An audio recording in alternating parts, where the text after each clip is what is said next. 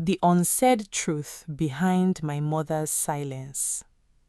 My mother buried a man 20 years ago, and I just found out he's still alive. I found out 3 days before my wedding. I found out from a stranger who called my phone at midnight and said 4 words that broke something in my chest. Your father is coming. If you've ever discovered that the person who raised you kept a secret so heavy it changed the shape of your entire life, stay with me. Because by the end of this story, you will understand why some mothers choose silence over truth, and why that silence can be the loudest form of love there is. Before I go further, subscribe, because what happened after that phone call is something I still can't fully understand, and you need to hear all of it. My name is Ada. I am 26 years old, and until 3 days ago, I believed my father died when I was 5. That's what I was told. That's what I grew up knowing. My mother, Ngozi, never spoke his name in the house, not once. Not on his birthday, not on the anniversary of his death, not even when I asked as a child why other children had fathers who came to pick them up from school and I did not. She would look at me with those tired eyes, place a hand on my head and say, Ada, some things are better left buried with the dead. I thought she meant it literally. I thought grief had swallowed her voice when his memory came close. I was wrong. I was wrong about almost everything.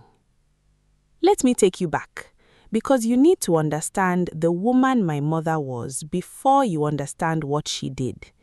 Ngozi grew up in Umuahia, the last of 6 children, the only one who refused to marry the man her father chose for her. She was stubborn in a way that made people uncomfortable, the kind of stubborn that either gets you crushed or gets you free. She chose freedom. She ran from that arranged marriage at 19 and ended up in a small town 3 hours away, working as a seamstress, sewing wrappers and blouses for market women who paid her in bags of rice when they didn't have cash. That's where she met the man I grew up calling my father in whispers I wasn't supposed to hear. His name, according to the one photograph she kept hidden in a tin box under her bed, was Chidi. Chidi was not rich. He drove a bus that moved passengers between towns, the kind of bus that broke down every other week and had to be pushed by the very passengers who paid to ride it. But my mother said he had a laugh that filled a room and hands that were always warm even in Harmattan season. She said when he looked at her, she stopped feeling like a woman who had run away from something and started feeling like a woman running towards something instead. They married quietly, without her family's blessing, in a small church with 6 witnesses. 9 months later, I was born. For 5 years, we were happy. I don't remember much from that time, just fragments. A man's shoulders carrying me through a crowded market, a voice singing off-key to a radio, the smell of engine oil and peppermint that I still can't explain to this day, but somehow associate with safety. And then, when I was 5, that man disappeared from my life completely, and my mother's voice disappeared along with any mention of him. She told me he died in a motor accident on the Enugu-Onitsha Expressway. She told me his bus somersaulted 3 times, and there was nothing left to bury except a shirt they found 40 meters from the wreckage. She told me this once, when I was 11, sobbing so hard when she said it that I never asked again, not because I believed her fully, but because I couldn't bear to watch her break like that a second time. I grew up. I finished secondary school. I went to university in Nsukka. I met a man named Emeka in my 3rd year, a quiet, steady man who studied engineering and made me laugh in ways I didn't know I needed. My mother cried when I told her, the good kind of crying, the kind that comes from relief more than joy. She hugged me so tightly I could feel her heartbeat against my collarbone, and she whispered something strange into my ear. She said, "You will not repeat my story." I laughed it off. I thought she meant something about choosing a good man, something about not settling for less than I deserved. I didn't know she meant something else entirely. The wedding planning began immediately. Emeka's family wanted a full traditional ceremony before the white wedding, which meant one thing in our culture: families had to meet, and my father's side had to be represented, symbolically, even by a stand-in uncle if the real man was gone. This is where the trouble started. My mother had always told me my father was an only child, that his parents had died before I was born, that there was no family to represent, no village to visit, no elders to greet. But Emeka's father, a meticulous, traditional man, insisted on doing things properly. He wanted to know exactly which village my father hailed from, so the right protocol could be followed. He wanted to send a formal letter of introduction to my father's kinsmen, however few remained. My mother panicked. I saw it in her face the moment Emeka's father asked the question at our first family meeting, over a table of jollof rice and small talk. She stammered. She said the village was called Ihalia, then corrected herself and said Newi, then fell completely silent when Emeka's father asked which particular family compound. I watched my own mother, a woman who had survived so much, unable to remember basic facts about the man she claimed to love and lose. Something cold moved through my stomach that night. It wasn't suspicion yet. It was something quieter, like a door creaking somewhere in a house you thought was empty. I let it go for a few days. Wedding planning does that to you. It swallows your attention whole. But then, 4 nights before my introduction ceremony was scheduled, my phone rang at exactly midnight. I almost didn't answer because the number was unfamiliar. No name, no location tag, just digits. Something made me pick it up anyway. A man's voice, low and unfamiliar, said, "Adaeze." I said yes, cautious. And then he said the 4 words that cracked my world open. "Your father is coming." I asked who was speaking. The line went dead. I called back immediately, 3 times, and each time it rang out. I sat on my bed at midnight, phone shaking in my hand, and for the first time in 21 years, I let myself ask the question I had buried since childhood. What if my father didn't die on that road? I didn't tell my mother about the call. Not yet. I needed to understand what I was dealing with before I brought it to her, because some part of me already knew that whatever this was, it would break her if handled carelessly. Instead, I went digging. I am not proud of what I did next, but I do not regret it either. I went into her room while she was at the market, and I found the tin box under her bed, the one she thought I didn't know about, the one holding the single photograph of Chidi. Behind the photograph, tucked into a fold I had never noticed before, was a folded newspaper clipping, yellowed and brittle, dated almost 21 years back. It was not an obituary. It was not an accident report. It was a missing persons notice, and the name on it was Chidi Mwafo, last seen in Newi, believed to have fled the state following an altercation with a local chief. My hands went cold. My mother had told me he died. This clipping said he vanished, and it said something about a chief. I sat on the floor of her room for almost an hour, staring at that clipping, my mind racing through every version of the story I'd ever been told. If he didn't die in an accident, then either my mother lied to protect herself from a truth too painful to explain, or she lied to protect me from something far more dangerous. That night, I couldn't sleep. I kept thinking about the phone call. Your father is coming. Coming from where? Coming after 21 years of silence, right before my wedding? Coincidences like that don't happen without reason, and reason, in my experience, is usually uncomfortable. I did something else that night that I haven't mentioned yet. Before I confronted anyone, before I even drove to my aunt's house, I searched the name Chidi Mwafo online, typing it into my phone with shaking fingers at almost 2 in the morning. Nothing useful came up at first, just unrelated profiles, a few social media accounts belonging to strangers who happened to share the name. But on the third page of results, buried in an old forum thread discussing unresolved disappearances in Anambra State from over 2 decades earlier, someone had left a single comment, posted years before, that stopped my heart. It read simply, "Everyone in Newi knows what really happened to that bus driver. Ask about the chief's compound. Nobody talks about it, but everybody knows." No name was attached, no further explanation, just a sentence floating in the corner of the internet, waiting for someone like me to eventually stumble across it. I couldn't sleep after reading that. I lay in bed replaying every version of my childhood I thought I understood, searching for cracks I had missed, moments where my mother's carefully constructed story had trembled without me noticing.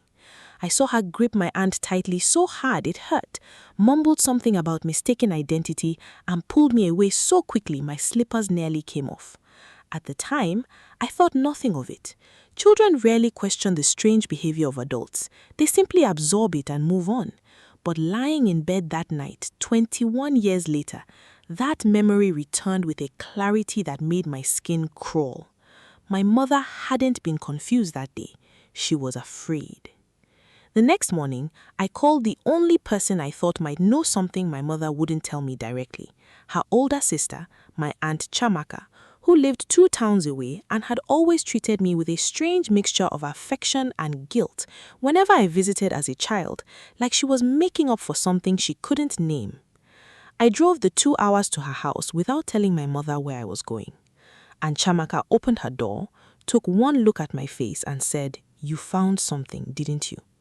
Not a question, a statement delivered with the wariness of someone who had been waiting 21 years for this exact moment to arrive. I showed her the clipping. She sat down heavily on her worn couch, covered her mouth with her hand, and was quiet for so long I thought she might refuse to speak at all. Then she said something that rearranged everything I thought I knew. She said, "Your mother did not lie to protect herself. She lied to protect you from a man who wanted you dead before you were even born." I want you to sit with that sentence for a second, the way I had to sit with it in that living room, because I need you to understand how much that single sentence unraveled. A man who wanted me dead before I was even born. Not Chidi, someone else, someone connected to the chief mentioned in that clipping. Before I tell you what Aunt Chamaka revealed next, let me pause here, because this story is about to take a turn you will not see coming, and I want you to be subscribed when it does, because the next part of what my mother went through is the reason she never spoke his name again, and it will change how you see every mother who has ever gone quiet about her past. And Chamaka told me the truth in pieces, like she was handing me shards of glass one at a time so I wouldn't cut myself too badly all at once. She said that before my mother married Chidi, before she ran from her family's chosen suitor, there had been another man in her life, a man far more powerful and far more dangerous than anyone in our family had ever spoken about. His name was Chief Okonko Eze. A wealthy, influential man from a neighboring town, the kind of man whose word could make or unmake a family's fortune with a single sentence to the right official. My mother had briefly worked as a seamstress in his household before she fled to the town where she met Chidi. And during that time, Chief Okonko took an interest in her, an interest she never wanted, an interest that came with threats disguised as gifts and gifts disguised as generosity. She refused him. She refused him repeatedly, and when refusal didn't work, she ran, all the way to the small town where she met and married Chidi. She believed she had escaped him completely. She was wrong. 2 years into her marriage, when I was already growing inside her, Chief Okonko found her. And Chamaka said he showed up at their small home one evening, uninvited, and made it clear that he still considered her hers, that her marriage to a mere bus driver was an insult he would not tolerate forever, and that the child she was carrying, if it turned out to be a girl, would belong to him, promised as a future bride the moment she came of age, according to some twisted arrangement he claimed her father had once agreed to in exchange for a debt. I felt sick hearing this. The idea that a man had marked me before I even existed for a fate my mother would rather die than let happen made my skin crawl in a way I had never experienced.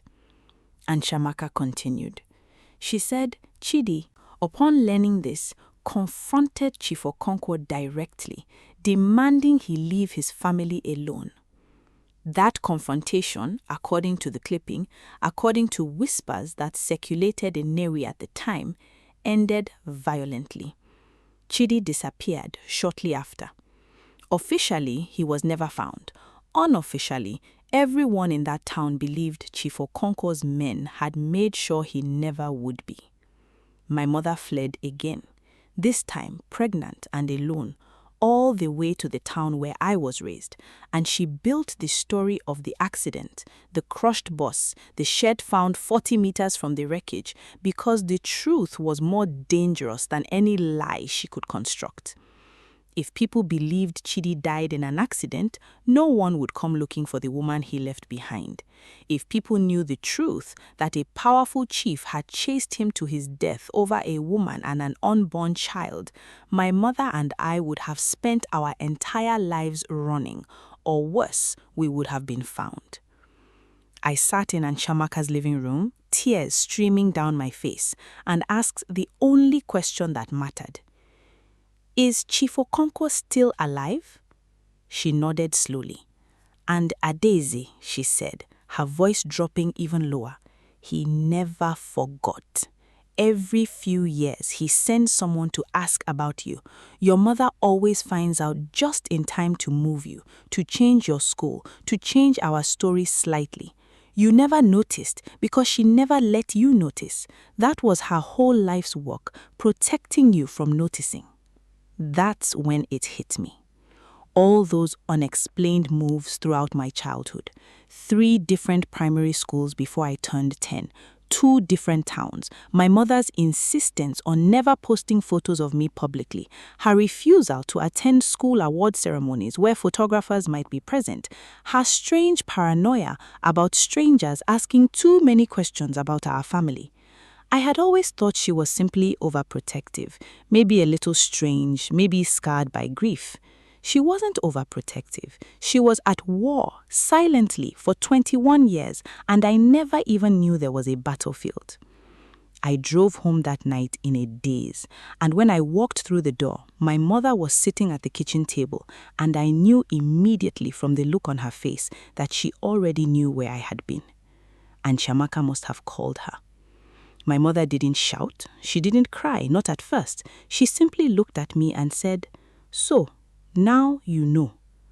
We sat at that table until nearly 3 in the morning. She told me everything in full, without the pieces Chamaka had given me, without the gaps I had filled with guesswork. She told me about the humiliation she endured in Chief Okonko's household before she fled, the way he would summon her for the smallest reasons just to remind her of his power over her livelihood, the way her wives treated her like something beneath notice, while he treated her like something he owned. She told me about the night Chidi confronted him, how she had begged Chidi not to go, how she stood at their doorway watching him walk into the darkness toward a compound she knew was full of danger, and how he never walked back out of it. She told me about giving birth to me 3 months later, alone, under a name that wasn't even her real one, terrified that even the hospital records could somehow lead Chief Okonko's men back to us. And then she told me the part that broke me completely. She said that a year after Chidi's disappearance, Chief Okonko had found her again, this time through a distant cousin who had unknowingly mentioned her whereabouts in casual conversation at a wedding. He came to see her, not to threaten her this time, but with an offer. He would forgive everything, he said, if she came back to him, if she brought her daughter, meaning me, into his household as promised, to be raised properly and eventually married appropriately once I came of age. My mother refused, again. And that refusal, she said, was the most dangerous thing she had ever done, because a man like Chief Okonko does not forget a second rejection. She packed us up within a week of his visit, moved us to the town where I mostly grew up, and spent the next 20 decades constructing an entire fictional history for us, moving occasionally, cutting ties with distant relatives who might slip and reveal our location, so that I could grow up normal, unaware, unmarked by a debt I never agreed to and a promise I never made. I want you to imagine carrying that alone for 21 years. Imagine loving your daughter so much that you erase your own truth, your own grief, your own right to mourn a husband properly, just so she never has to live afraid the way you did. That is the kind of silence my mother carried. Not the silence of someone hiding shame, the silence of someone standing guard. But here is where the story takes its sharpest turn, the twist that even I didn't see coming until 3 days before my wedding, the reason that phone call came exactly when it did. My mother finished her story, wiped her face and said, "There's one more thing you need to know, and I need you to hear it from me before he tries to tell you his own version." I asked what she meant. She took a long breath and said, "Chief Okonko isn't just the man who took Chidi from us. Adaeze, listen to me carefully. Chief Okonko is dying, and his lawyers have been trying to reach me for 3 months because in his will, he has named you as one of his heirs. He never had children who survived infancy with any of his 3 wives. You are, according to him, the closest thing to a daughter he has ever claimed, whether either of us wanted that or not." I sat completely frozen. Everything in me wanted to reject this information immediately, but my mother wasn't finished. She said the phone call I received at midnight wasn't a threat. It was a warning, likely from someone within his household who knew what was coming and wanted me prepared. Chief Okonko, dying and desperate to settle his affairs, had decided to make one final move, to publicly claim me as his daughter before he died, to attach my name to his estate, his wealth, his legacy, regardless of the fact that I was never his biological child, regardless of the fact that his obsession with my mother had led to my real father's death. This is exactly the moment you need to remember to subscribe, because what happened next when Chief Okonko actually arrived at our family compound 2 days later, 3 men behind him and a lawyer holding a folder of documents, changed everything I thought I knew. Understood about power, guilt, and the debts men think they can force onto women who never owed them anything. He arrived on me Thursday afternoon. An old man now, thinner than I expected, leaning slightly on a carved wooden staff, his presence still carrying the kind of weight that made our small compound feel suddenly crowded. My mother stood at the doorway, arms folded, her spine straighter than I had ever seen it. I stood slightly behind her, heart pounding, watching a man who had haunted my entire existence without my knowledge finally standing in front of me in the flesh. He did not apologize. That was the first thing that struck me. Men like Chief Okonko rarely apologize. They simply reframe their cruelty as generosity. He looked at me for a long moment, studying my face the way you study something you believe you own, and said, "You have your mother's eyes, but you have Chidi's stubbornness in your jaw. I see him every time you frown." My mother's whole body went rigid at the mention of Chidi's name spoken so casually from the mouth of the man who destroyed him. He explained his intentions plainly. He was dying, he said, liver failing, months left at most, and he wanted, before he died, to correct what he called an old mistake. He wanted to publicly acknowledge me, to give me a portion of his considerable estate, land, properties, shares in businesses across 3 states, on the condition that I take his family name, participate in a formal ceremony recognizing me as his daughter, and allow him to die knowing his legacy would continue through someone of Chidi's bloodline, since Chidi's blood, however indirectly, through me, was the closest thing to redemption he could offer himself. I want you to understand how twisted that logic was. He was asking me to accept his name, his legacy, his money, as though that could somehow settle the debt of a man's life he had taken.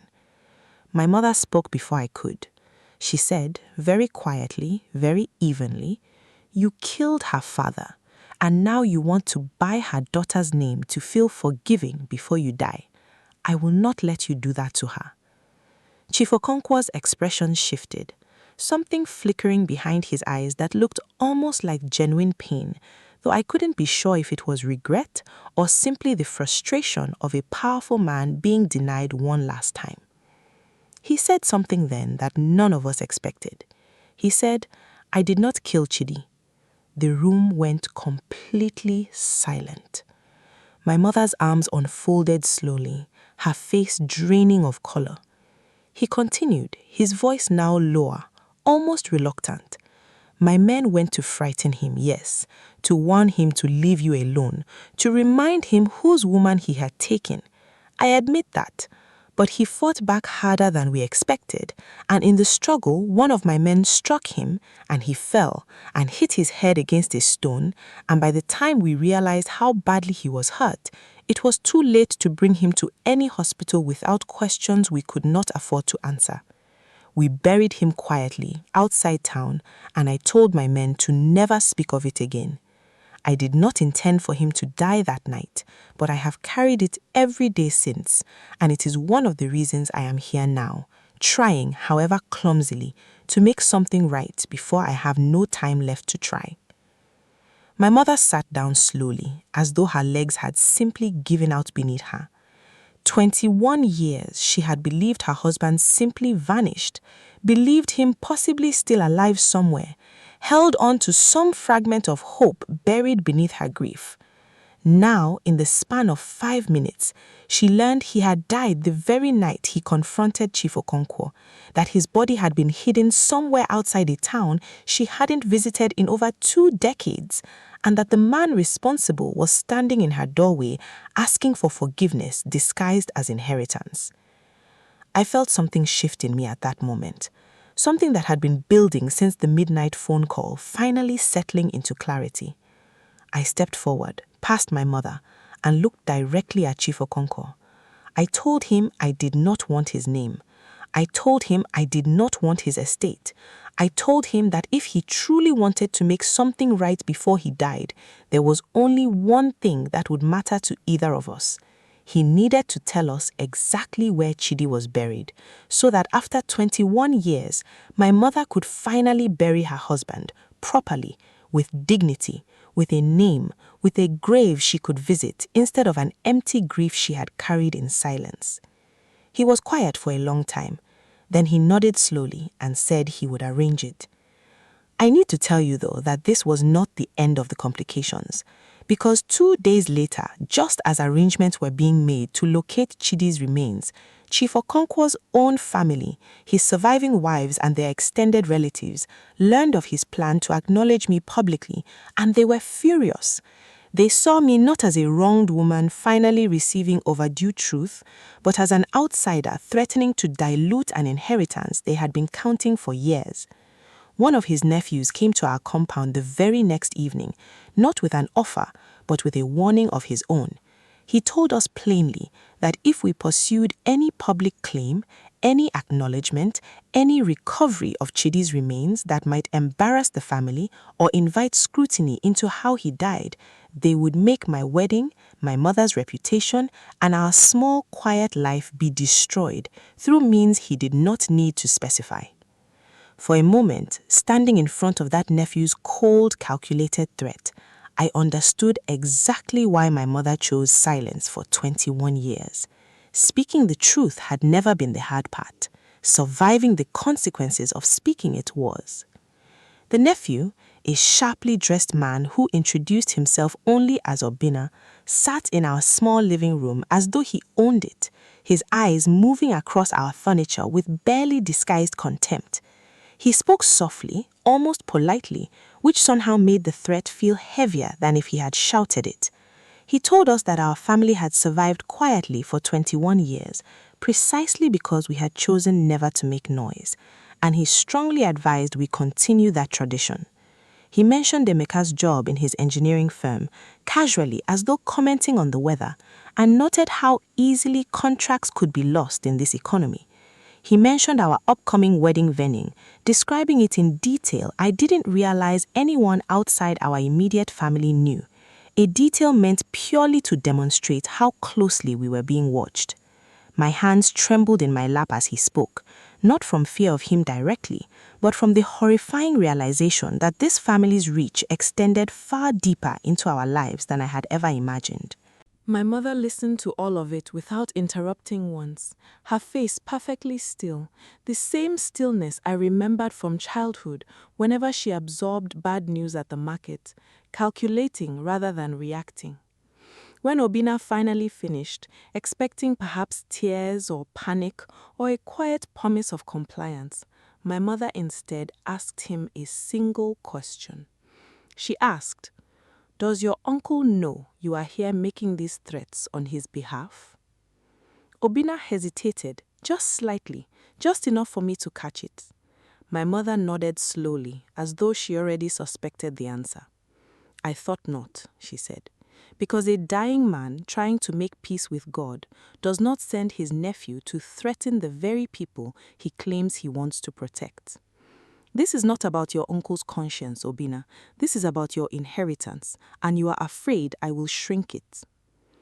Obina's composure cracked for the first time since he'd arrived, and he left shortly after, without finishing the tea my mother had poured him out of nothing more than stubborn hospitality.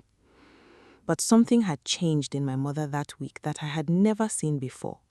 The woman who had spent 2 decades running, moving, erasing herself and her history to protect me, suddenly refused to run anymore.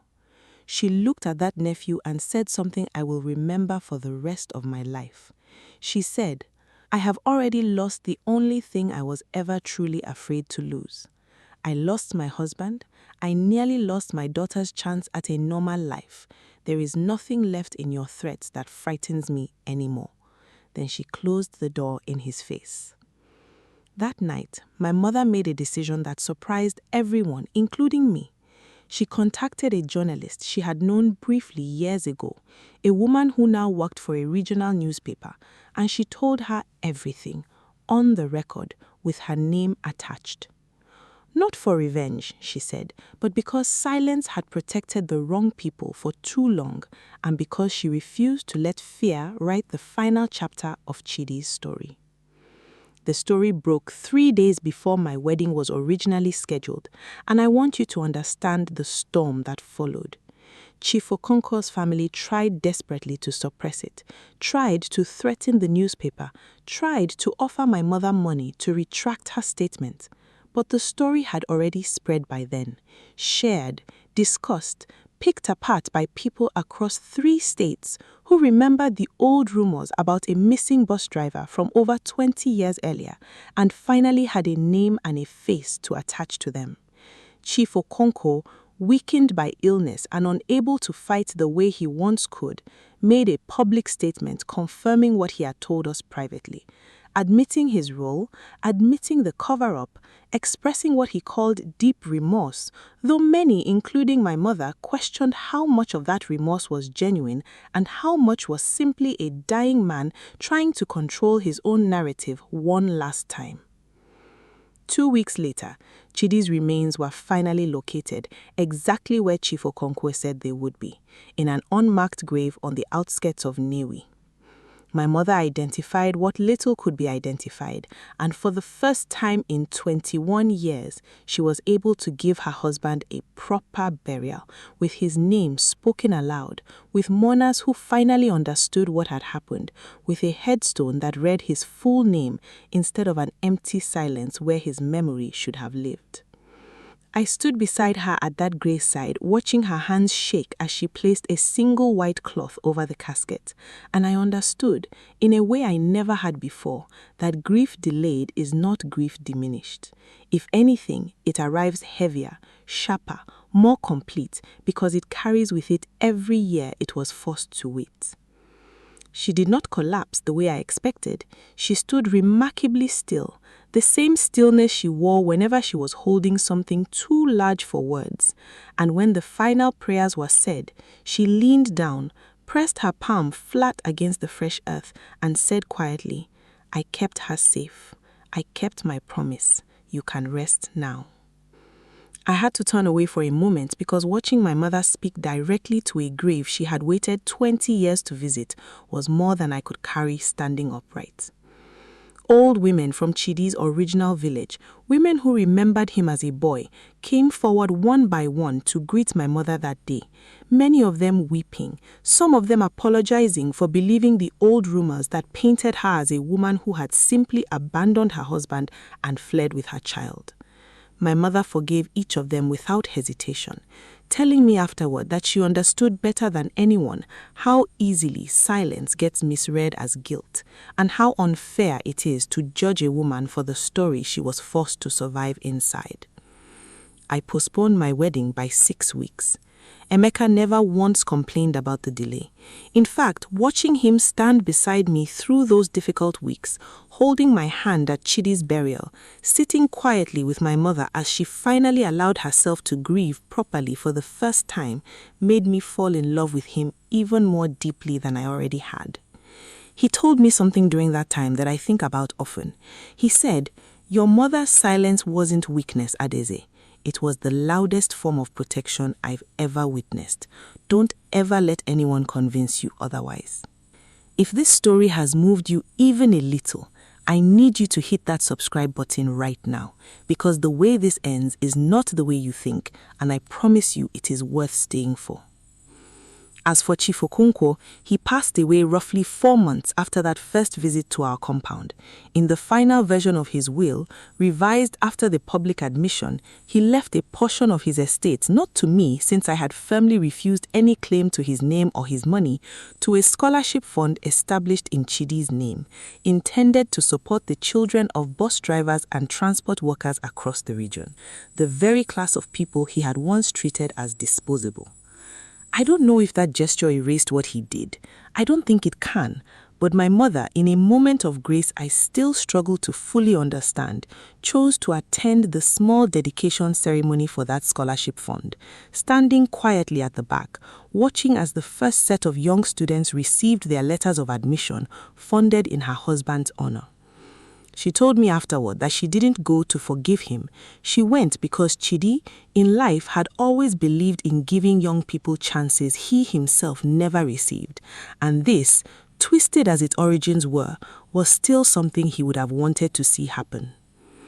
My wedding finally took place on a warm Saturday morning, 6 weeks later than originally planned, in the same compound where Chief Okonko had once stood delivering threats disguised as generosity. My mother walked me partway down the aisle herself, a role traditionally reserved for fathers, but there was no version of that day that made sense without her. Her standing beside me, given everything she had carried alone for over 20 decades to make sure I reached that moment safely.